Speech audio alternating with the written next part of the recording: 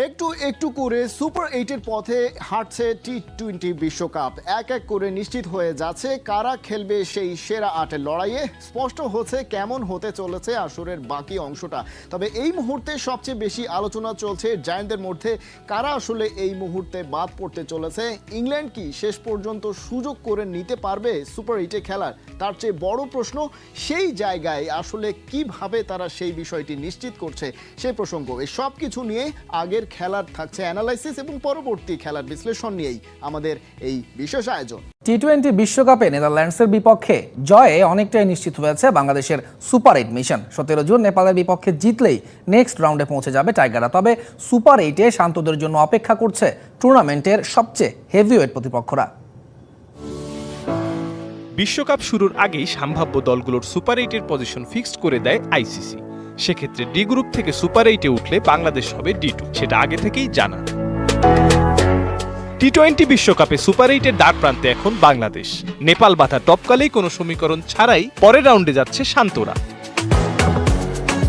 দুই একটি স্পট ছাড়া এরই মধ্যে নিশ্চিত হয়েছে কারা যাচ্ছে সেরা 8-এ। আর এতেই ঠিক হয়ে গেছে সুপার 8-এ কারা হচ্ছে বাংলাদেশের প্রতিপক্ষ। এ গ্রুপ থেকে ভারত, বি গ্রুপ থেকে অস্ট্রেলিয়া এবং গ্রুপ সি থেকে যাচ্ছে আফগানিস্তান।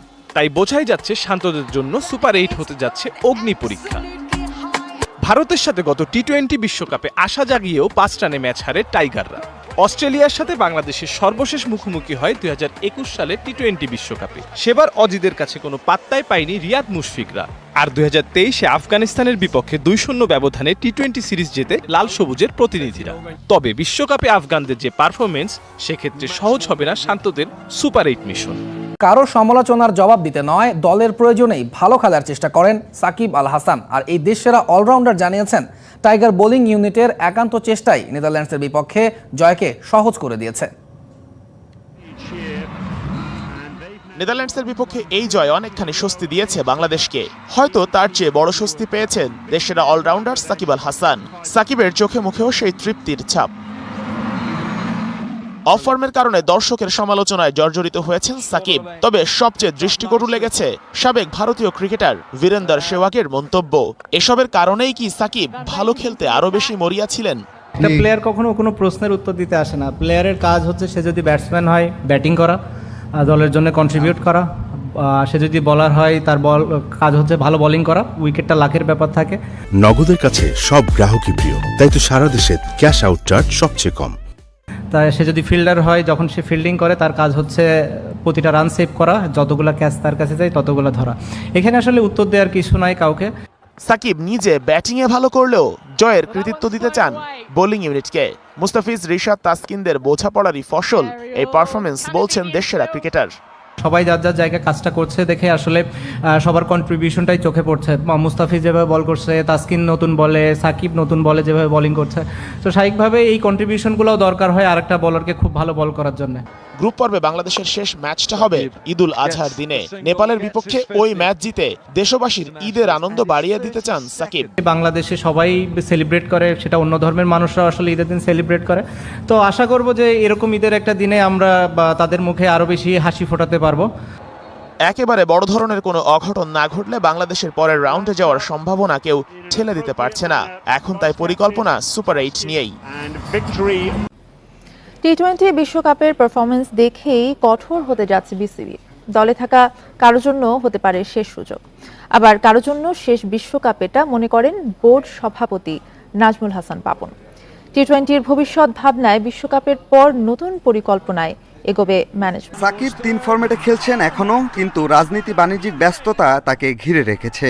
সেরা অলরাউন্ডার এখন ক্যারিয়ারের সায়ান্নে, ফর্মও পড়তির দিকে। মাহমুদুল্লাহ টেস্ট সেরেছেন, টি-20-তে ফিরে ভালোই করছেন। তামিম মুশফিক এই ফরম্যাট থেকে অবসরে গেছেন। টাইগার ক্রিকেট যেন নতুন করে শুরুর কাছে। হৃদয়, রিশাদের মতো তরুণরাই আগামীর ভরসা। ক্রিকেট বোর্ডও সেই চ্যালেঞ্জ নিয়ে ভাবছে। তানজিদ সাকিব বলেন, তৌহিদ হৃদয় বলেন, অনিক বলেন, রিশাদ বলেন, তানজিম সাকিব বলেন, এটা অনেক, কিন্তু মানে কম না। আমি বলছি যে এরা যে সকলেই এখন তামিম, সাকিব, মুশফিক, রিয়াদ হয়ে গেছে তার কোনো প্রশ্নই ওঠে না। বাট আমি বলছি যে এদের একটা সুযোগ হচ্ছে এখানটায়, যে এখান থেকে আমরা বেছে নিতে পারবো কারা কারা ভবিষ্যতে নেতৃত্ব দিবে এই টি-20 ক্রিকেটকে। সৌম্য লিটন অনেকদিন হলো আন্তর্জাতিক ক্রিকেট খেলছেন, কিন্তু তাদের ধারাবাহিকতার অভাব চাপে ফেলে দলকে। নতুনদেরও উঠে আসা হয় না সেভাবে।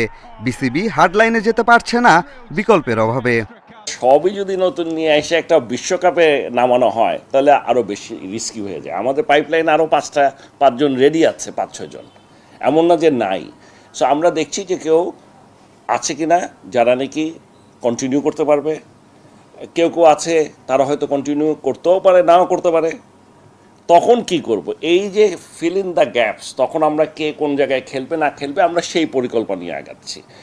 টি-20 বিশ্বকাপের পর দল গঠন, ক্রিকেটার নির্বাচনে ভিন্নভাবে ভাববে বিসিবি।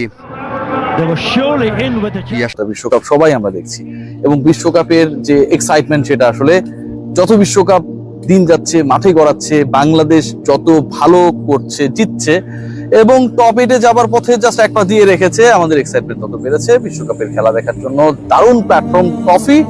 আমাদের যে কোনো সময় বিশ্বকাপের এক্সাইটিং মোমেন্টস গুলো দেখার একমাত্র এই মুহূর্তে আমি মনে করি নির্ভরযোগ্য প্ল্যাটফর্মটা হচ্ছে ট্রফি। আমি যে ডিসকাশনটা করতে চাই, ট্রফিতে বিশ্বকাপ আপনারা দেখছেন, উপভোগ করছেন এবং ম্যাচেস গুলো নিয়ে নিজেদের মতো করে অ্যানালিসিস করছেন, কিন্তু এই অ্যানালিসিস করি, বিশ্বকাপ দেখি, যেটাই করি না কেন, বাংলাদেশ সুপার 8-এর পথে এক পা স্ট্রংলি দিয়ে রাখুক না কেন, বাংলাদেশের মানুষের এই মুহূর্তে স্বপ্নটা অনেক বেশি প্রসারিত। টিম টাইগার্স টপ 8 না, এখন সেমিফাইনালসে খেলারও স্বপ্ন দেখে। বাংলাদেশের হয়ে কিছু আনসাং ক্রিকেটার যারা আলটিমেটলি এমন কিছু পারফরমেন্স করছে এবং এই পার্টিকুলার ক্রিকেটারদের পারফরমেন্সের উপর ভর করে ভাব নিচ্ছে দুজন ক্যারেক্টার। একটা হচ্ছে কোচ চান্ডিকা হাথুরু সিংহে এবং অপরজন হচ্ছে ক্যাপ্টেন নাজমুল হোসেন শান্ত। বাংলাদেশ দল যে বিশ্বকাপে খেলছে, বাংলাদেশ দল শ্রীলঙ্কাকে হারিয়েছে, বাংলাদেশ দল অলমোস্ট সাউথ আফ্রিকাকে হারিয়েই দিয়েছিল, বাংলাদেশ দল নেদারল্যান্ডসের বিপক্ষে কনভিন্সিং উইন এনশিওর করেছে 25 রানে। এই যে এতগুলো ঘটনা, বাংলাদেশ হয়তো টানা 3 ম্যাচও জিতে যেতে পারতো শেষ মুহূর্তে যদি মিসিট না হতো মাহমুদুল্লাহ রিয়াদের সাউথ আফ্রিকা ম্যাচে। সবকিছুর ক্ষেত্রেই কিন্তু ওই যে বললাম কিছু আনসাং হিরো প্রপারলি পারফর্ম করছে। আর যারা লাইমলাইটে, যারা আলোচনায়, যারা নেতৃত্বে, যারা টেকনিক্যালি প্ল্যান করার জায়গায় থাকার কথা কিন্তু আসলে অন্য পরিকল্পনা নিয়ে ডিভাইড এন্ড রুল নিয়ে ব্যস্ত, সেই তারা পুরো কৃতিত্ব নিয়ে নিচ্ছে। ধরুন বাংলাদেশ বিশ্ব চ্যাম্পিয়ন হয়ে গেলে আমাদের মানতেই হবে, আপনি মানুন আর না মানুন, যে আমাদের ক্যাপ্টেন নাজমুল হোসেন শান্তর নেতৃত্বে বাংলাদেশ চ্যাম্পিয়ন হয়েছে। প্রশ্নের জায়গাটা সেখানটায়, আজকের আলোচনা সেখানটায়, নাজমুল হোসেন শান্ত আসলে নেতৃত্বটা দিচ্ছেন কোথায়? ব্যাটিং এ, পারফরমেন্সে, ক্যাপ্টেন্সিতে, কোন জায়গায় Nazmul Hossain Shanto he is playing his proper captaining role, leading role as a leader. অথচ তিনি দলে ম্যাচের পর ম্যাচ ব্যর্থ হবার পরও তিনি দলে, তিনি ক্যাপ্টেন এবং তাকে ক্যাপ্টেন্সি দেওয়ার পর এই যে ব্ল্যান্ডার্স গুলো হয়েছে অ্যাকর্ডিং টু হিজ পারফরমেন্স, এই যে ব্ল্যান্ডার্স গুলো হয়েছে, আনসাং হিরোরা যদি শেষ পর্যন্ত বাংলাদেশকে রক্ষা না করতো, সেই জায়গায় নাজমুল হোসেন শান্তর ক্যাপ্টেন্সি নিয়ে বলার জন্য কেউ নেই। আমি যদি খেয়াল করি, আপনাদেরকে স্ট্যাটিস্টিক্স দিয়ে আলোচনা করি, এই ম্যাচে নাজমুল হোসেন শান্ত তিনি 1 রান করেছেন এবং নাজমুল হোসেন শান্তর সাথে আরো একজন রয়েছেন আমাদের বিখ্যাত ক্রিকেটার লিটন কুমার দাস, তিনিও ক্যাপ্টেন যেহেতু 1 রান করেছেন, তিনি 2 রান করার চেষ্টা করেননি, তিনিও 1 রান করেছেন। এবং নাজমুল হোসেন শান্ত এবং লিটন কুমার দাসের 1 আর 1 যোগ করলে 2 হয়। বাংলাদেশ এই 2 রান যদি না হতো তাহলে বাংলাদেশ 25 না 23 রানে হেরে যেত, বিশাল একটা ক্ষতি হতো। এবং এই দুইজন ব্যাটসম্যান 2 রান করে বাংলাদেশের জয়ের ব্যবধান থেকে 23 থেকে 25-এ বানিয়েছেন, আমরা কৃতজ্ঞ হয়ে গেছি। দুজনের কত সিমিলারিটি, নাজমুল হোসেন শান্ত খেলেছেন 3 বল, ক্যাপ্টেন তিনি বেশি বল খেলবেন, খুব স্বাভাবিক। লিটন কুমার দাস তিনি খেলেছেন 2 বল, ক্যাপ্টেনের সমান রান করলেও তিনি বল কম খেলেছেন। এখন আপনারা বলবেন যে লিটন তো বেটার ক্রিকেট খেলেছে, লিটন স্ট্রাইক রেট শান্ত থেকে ভালো, ডেফিনেটলি নট।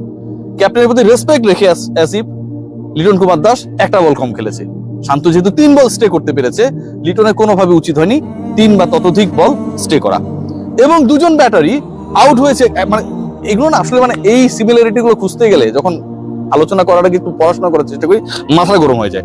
একই বোলার আরিয়ান জাটের বলে, এই যে সিমিলারিটি, ব্যর্থতার সিমিলারিটি, ক্যাপ্টেন্সি কিংবা একজন ক্যাপ্টেন হওয়ার পথে ছিলেন সেই জায়গায় সিমিলারিটি, ফেক কনফিডেন্স দেখানো সিমিলারিটি, একই রানে আউট হওয়ার সিমিলারিটি, একজনকে ফলো করে আরেকজন মাত্র 1টা বল কম বেশি খেলেছেন, আউট হয়েছেন একই বোলারে বলে, এই যে সিমিলারিটি, এই সিমিলারিটি গুলো সবার চোখে পড়লেও যারা নীতি নির্ধারক তাদের চোখে কেন যেন পড়ে না।